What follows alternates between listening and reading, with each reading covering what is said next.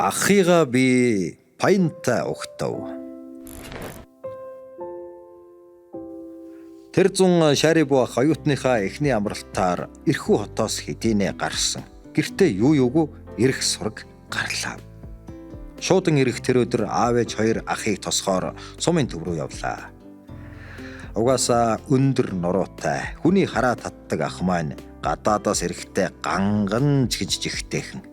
Хорооны өндөг зүсэм эндүүдлэхтэй хав хар өмдөн дээр цав цагаан цамц өмсөж цагаан өнгийн нэг л дончтой сэрсэн малгай толгой дээрээ дэгжирхэн тавьсан нь зогссон гэдэг нь ванили.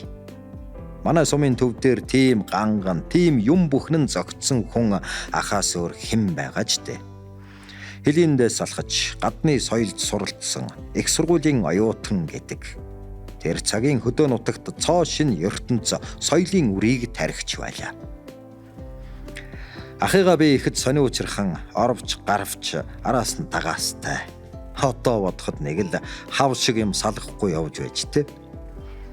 Бидэнд зориулж авчирсан ахын бэлэг дотор үлээхэд яг л шувуу шиг дугардаг шүглээс ахуулаад мүддөн уйдхааргүй чамин хөөрхөн тоглоом зөндөө байлаа.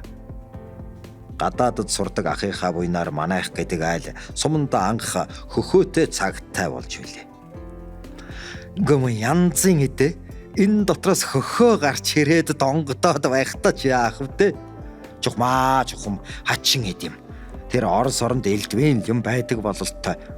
Энэ нэг бие биедэн ордог модон хөөгөлтэйгээ мөн хөөхнө санахгүй юмыг санах юм та гэлцэн данх ёроолдонгоо айлын хөгшөд уулга алдан ярих дуулна.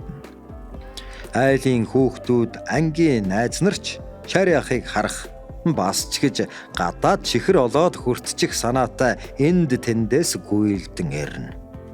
Тэг тусам тэдэнтэй ах тоглоом хийж харь хилээр мэдчилж ичээж зовоож зүг гүйтснэ авчирсан чихэр тоглоомноосоо илүүчлэнэ. Тэрхэн үедээ би гэдэг хүн ахаараа жигтэйхэн бахархаж бас ч гэж том болоод агшигай хүн болно гадаад явна хэмээн их юм бодноо. Ангар мөрний ирэг дээр ахуулсан ахынхаа дэгжин ховцтой хүрэн өнгөтэй зөөлөвчтэй гэрэл зургийг барьж ийш тийшээ гүйж бараг л харсан болгондоо үзүүлнэ. Гайхуулж л байгаа хэрэг шүү дээ.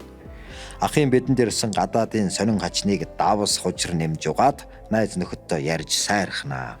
Сонсдог ном эм бүхэд байршлаа.